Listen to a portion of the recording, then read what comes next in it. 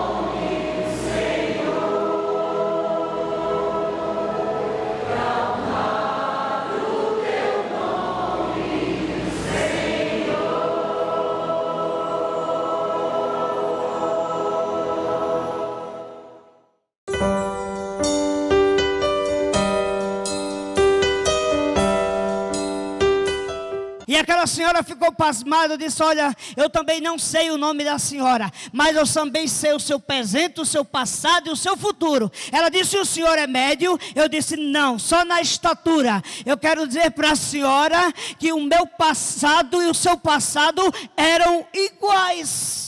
Ela disse: por quê? Eu disse: porque a Bíblia diz que aquele que está longe de Cristo está morto nos seus delitos e em seus pecados. E o seu passado é morte em delitos e pecados, afastada de Jesus Cristo. O seu presente, senhora, é muito fácil decifrar. Nem preciso pegar na sua mão. Continua o mesmo: pobre, cega, nua, carente, miserável da misericórdia de Deus. E o seu futuro, se a senhora não entregar a sua vida para Jesus, a Bíblia diz que é o final daqueles que não entregam o seu coração e não entregam a sua vida para o Senhor Jesus Cristo e não vivem um evangelho pleno na presença de Deus. É um lago que arde com fogo e enxofre, que as pessoas chamam de inferno. Mas eu quero dizer para a senhora que ainda lhe resta uma solução.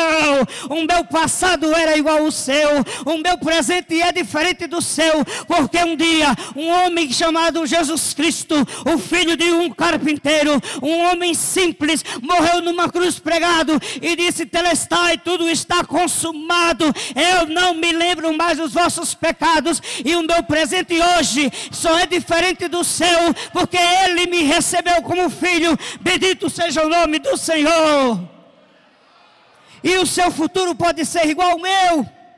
A Bíblia diz que aqueles que entregaram a sua vida ao Senhor, o futuro deles é ao lado do Senhor Jesus Cristo. Ele é a noiva do Cordeiro, Ele é a raiz de Davi, Ele é a raiz de Jessé. A Bíblia diz que o nosso futuro, senhora, será no céu aos pés de Jesus. E quando eu olhava para ela, as lágrimas desciam dos olhos, e ela estava compreendendo que não adianta o seu presente, não é importante o seu passado, mas aquilo que será o seu futuro. Igreja de Deus, o importante não é só fazer missões, mas é viver missões, para que um dia, quando o Senhor chamar a sua igreja, eu e você digamos: eis-me aqui, Senhor, Maranata, ora vem, Senhor Jesus.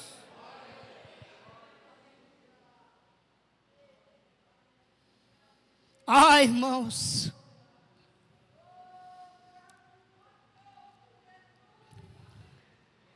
então por que nós devemos viver missões? Por que nós devemos estarmos preocupados, Rebeca, por missões? Por que nós colocamos tantas bandeiras de tantos países em nossa igreja? Porque mais de 7 milhões de pessoas. Porque a janela desce por 40. Porque as pessoas estão sendo perseguidas. Porque nós devemos viver missões, queridos. Não é apenas porque é um ídolo do Senhor, não. É para guardarmos o que temos, para que ninguém tome a nossa coroa. Pastor, mas para que ninguém tome a minha coroa, preste atenção, eu estou voltando no versículo. Para que ninguém tome a minha coroa, eu tenho que guardar o que tenho, porque Ele vem sem demora, irmãos. A igreja de Cristo parece estar, como disse na introdução, salva, sentada e satisfeita, e esquece: eis que cedo venho, em algumas traduções, ou que venho sem demora. Você sabe o que é isso? É quando uma mãe sai de casa, ou quando um pai sai de casa e diz: meu filho, espere aqui, eu vou só até a esquina comprar alguma coisa para comermos e volto logo. Jesus Cristo está dizendo esta mesma coisa. Se a minha igreja viver missões, se o meu povo que se chama pelo meu nome se humilhar, orar, me buscar a minha presença, se arrepender dos seus pecados, estiver diante da minha face, eu ouvirei do céu. Então eis que cedo veio, guarda o que você tem, para que ninguém tome a sua coroa. Bendito seja o nome do Senhor, aleluias. A igreja deve viver missões, para que não venhamos a nos perdermos. E eu gostaria nessa noite que você ainda continuasse sentado nesse mesmo barquinho, amém? Você está sentindo aí as ondas batendo nos seus pés? Você está ouvindo o Filho de Jesus, do carpinteiro, falando com você? E eu vou dizer 3 motivos nessa noite. Por que nós devemos viver missões? Para que não venhamos a nos perdermos. Porque Jesus Cristo, quando ensinava, queridos, ensinou muitas vezes por parábolas. E eu gostaria de tratar de 3 parábolas nessa noite, que embora sejam histórias diferentes, em contextos diferentes, retratam a mesma realidade. E a primeira, queridos, está escrita em Lucas, no capítulo 15, versículos de 11 a 32, se não me falha a memória. E Lucas é o único evangelho canônico, é o único que trata dessa parábola. É a parábola do filho pródigo. Quem nunca ouviu falar dessa parábola? É uma das parábolas mais conhecidas. Quando o filho olha para o seu pai e diz: pai, dá-me a minha herança. Deixa eu explicar para você isso. Parece uma coisa muito simples, não parece? Um filho chegar para o pai e pedir a sua herança. Mas no século I, queridos, eu quero avisar para você que as aldeias e comunidades, cada uma tinha um patriarca. As aldeias se reuniam, se juntavam o povo, porque eles viviam muito da caça, da pesca, da agricultura, e era a agricultura de subsistência familiar. E aquelas pessoas, aquelas famílias, elas tinham o costume de terem um líder, um patriarca, a quem elas estavam ali como alguém que estivesse dando instrução. Então aquele patriarca era muito respeitado, e este filho era filho de um patriarca, de uma dessas aldeias no século I, e a lei do patriarcado dizia que se um filho de um patriarca, ou filho de uma daquelas comunidades, pedisse a sua herança, era tão cruel, era tão brutal aquele pedido, que ele chegava ao ponto de, por lei, ser apedrejado até a morte. Eu vejo algumas coisas no contexto desse texto. Primeiro, a palavra de Deus nos diz que ele era o filho mais novo, e nisso eu vejo a imaturidade. Mas eu não estou falando de imaturidade cristã apenas. Eu não estou falando apenas da imaturidade na idade. Eu estou falando da imaturidade quando se trata de fazermos e vivermos missões. Ele era o filho mais novo. E em certo momento, ele gozava do privilégio de ser filho de um patriarca. Ele tinha herança garantida, irmãos. Você entende isso? Você já tem a sua herança garantida. Se você não tivesse garantido, Jesus não teria te dito: guarda o que tens. Eu gostaria que deixasse o versículo na tela, por gentileza, para que a gente sempre se lembre dele, por gentileza. Muito obrigado. Ele já gozava do privilégio, ele já tinha uma herança, ele não precisava reivindicar o que já era seu por direito. Você compreende isso? Diga amém. Você não precisa reivindicar a salvação, porque Cristo já lhe deu ela. É sua por direito, está outorgada, escriturada, selada pelo Espírito Santo de Deus. Você não precisa mais estar fazendo sacrifícios. Nós não precisamos vivermos missões e nos sacrificarmos em vivermos missões para ser salvos, não, porque nós já temos o que nós queremos, que é a nossa salvação. Nós devemos vivermos missões porque nós somos salvos, e não para sermos salvos. Vivemos um tempo em que se busca muito autoajuda. As clínicas psiquiátricas e psicólogos estão cheias, abarrotadas de pessoas em busca de autoajuda. Os leitos dos hospitais estão sem caber, as pessoas estão pelos chãos, enfermas, doentes, porque não conhecem a pessoa bendita, inaudita, o Cordeiro de Deus, o Príncipe da Paz, a raiz de Davi, a rosa de Saron, o Rei dos Reis, a estrela da manhã, o filho de Jessé, o filho do carpinteiro, o homem das mãos furadas, aquele que faz a terra estremecer, porque eles não conhecem, eles envelhecem e morrem. Se eu e você não vivermos missões e não levarmos a eles, eles vão partirem e o sangue deles será sobre nossas vidas. Por isso o brado da igreja não deve ser façamos missões, mas vivamos missões. Ele já tinha sua herança por direito. Quando ele pede a sua herança, é como se ele desejasse a morte do seu pai. Saía da presença do pai. E quando você sai da presença do pai, meu irmão, você agora já não é mais filho. Você agora é um peregrino. Sem pai, sem casa, sem família, sem amigos. E tudo que restava àquele jovem era imaturidade e o que lhe restava da sua herança. Quantas vezes nós somos assim? Nós olhamos para Deus e dizemos: Senhor, eu quero aquilo que o Senhor tem que direito que me dá. Então me dá, Pai. Eu quero ir provar a vida. E depois, se eu ver que lá fora não é tão bom, eu volto. E nós saímos da presença do Pai.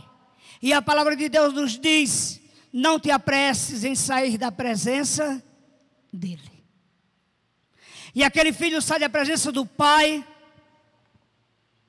perde tudo que tinha, se arrepende e volta. Só que pela lei, e por lei do século I, a lei do queijo dado, dizia o seguinte: que se um filho pedisse a herança e conseguisse sair rapidamente de casa sem ser apedrejado, e ele voltasse, ele voltava sem o seu anel de filho de patriarca, ele voltava sem a sua herança, e ele ia ser exposto em praça pública em vergonha e seria apedrejado.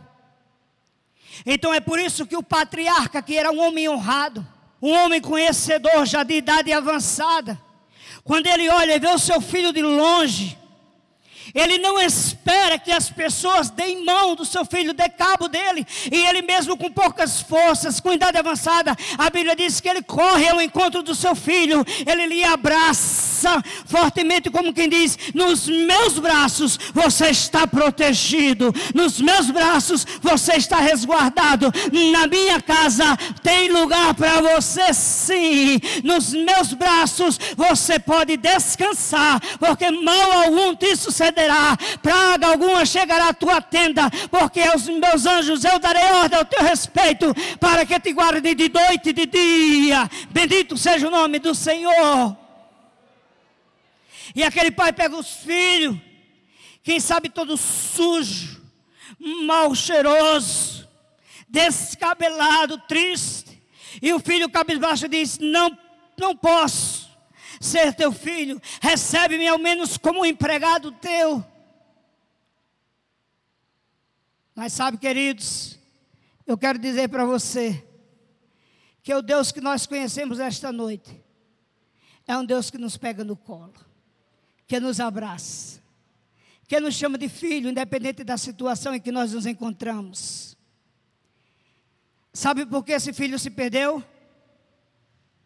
Porque ele saiu de casa. Esse é o primeiro ponto dessa noite. O filho que se perdeu, porque saiu de casa. Mas é interessante que na parábola, queridos, não é censurada a má conduta do filho. Ele se sente que o passado está perdoado, esquecido e apagado para sempre. E é assim que Deus fala ao pecador. Se você olhar em Isaías 42, o versículo 22, Deus diz: olha, queridos, eu desfaço as tuas transgressões como a névoa e os teus pecados como a nuvem. Ainda em Jeremias 31, 34 está escrito: porque perdoarei a sua maldade e mais não me lembrarei dos teus pecados. Isaías 55, versículo 7 diz: deixe o ímpio o seu caminho, o homem maligno os seus pensamentos, e se converta ao Senhor, que se compadecerá deste. Torne para o nosso Deus, porque é grandioso em perdoar. Bendito seja o nome dele. Ainda em Jeremias 50, 20 diz: naqueles dias e naquele tempo, diz o Senhor, buscar-se-á a maldade de Israel e não será achada, e os pecados de Judá não mais se achará. Deus te convida nessa noite, ainda que você esteja longe, a voltar para casa. Bendito seja o nome dele. Esse filho se perdeu porque ele saiu de casa. Mas é interessante, nós não nos perdemos apenas quando saímos de casa ou da casa do Pai. Nós também corremos o risco de nos perdermos quando estamos fora da casa do Pai. Você sabia disso? Se você for lá para Lucas, capítulo 15 também, dos versículos de 4 a 6, você vai ver Jesus Cristo falando para você. Você ainda está sentada lá no barquinho, ouvindo ele. Ele fala da parábola da ovelha perdida. Preste atenção, queridos. Ela era ovelha. Ela fazia parte do rebanho. Ela tinha o mesmo pastor. Comia do mesmo pasto, da mesma palavra. Estava sempre junta com as suas ovelhas, quer no aprisco ou lá fora no campo. Não é verdade? No entanto, algo a diferenciava das outras. Ela sentiu o desejo de se afastar do pai, de se afastar do pastor. E sabe o que aconteceu? As outras ovelhas que estavam com ela, talvez nem tenham percebido que ela se afastou. Não é assim que acontece? Às vezes a gente passa uma semana, 2, 3, sem vir à igreja.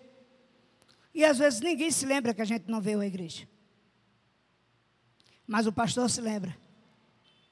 Porque o bom pastor dá a vida pelas ovelhas.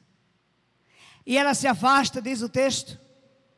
E no final da tarde, quando se volta ao aprisco, e era costume os pastores contarem os seus rebanhos, quando ele começa a contagem, ele toma um susto e diz: está faltando uma.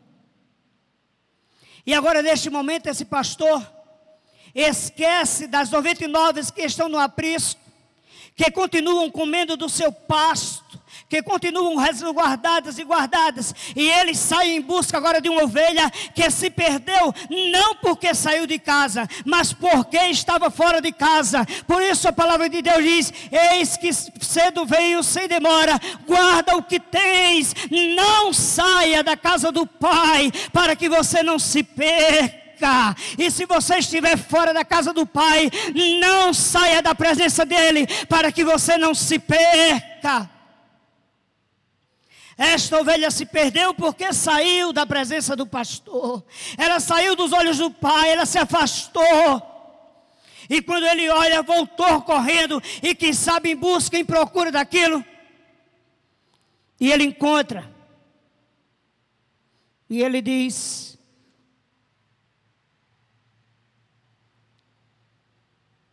encontrei a ovelha perdida. Ela não tinha deixado de ser ovelha. Ela não tinha deixado de ser filha. Ela só estava perdida. Jesus é a bússola. A palavra de Deus é a bússola que norteia a nossa vida cristã. Se nós nos afastamos da casa do Pai e saímos da presença dEle, nós corremos o risco de nos perdermos fora de casa. E finalmente, uma coisa que me chama a atenção é que nós não podemos apenas, ou não devemos, ou não temos apenas o dever de termos esses cuidados, de não sairmos da casa do Pai para nos perdermos, ou de estarmos fora da casa do Pai para nos perdermos. Existe uma palavra da dracma perdida que diz que ela se perdeu dentro de casa, queridos. Você agora entende por que eu estou citando essas 3 parábolas? A primeira do filho pródigo diz que ele se perdeu porque ele saiu de casa. A segunda da ovelha diz que ela se perdeu porque ela estava fora da casa. E a terceira, muito mais forte, ela diz que a dracma perdida se perdeu dentro de casa. Às vezes nós pensamos que nós nos perdemos somente quando estamos longe de Jesus. Mas nós podemos perdermos-nos dentro de casa, com os nossos conceitos, com os nossos ensinamentos, com a falta da leitura, da oração. E ficamos muitas vezes preocupados como igreja em pregarmos na Bolívia, enquanto existe Olívia, que está vizinho à minha casa e que não conhece Jesus. Por isso, nessa noite fica o recado. Igreja de Deus, agora sim eu finalizo e concluo este sermão, porque a hora foi embora. Venham sem demora, guarda o que tens para que ninguém tome a tua coroa. Igreja, guarda o privilégio de ser filho de Deus. Igreja, guarda o prazer de fazer parte do rebanho de Deus. Igreja, guarda a honra de ser a noiva que está ataviada com a dracma que encontrou, esperando o noivo para a grande festa das bodas. Venha sem demora, guarda o que tu tens, para que ninguém tome a tua coroa. Que Deus nos abençoe, em nome de Jesus. Agradeço a você, telespectador, que esteve conosco. Queremos agradecer ao pastor Levi, que trouxe esta palavra muito oportuna para estes dias. E que todos recebam as bênçãos do Pai, do Filho e do Espírito Santo. E até o nosso próximo programa, se Deus quiser.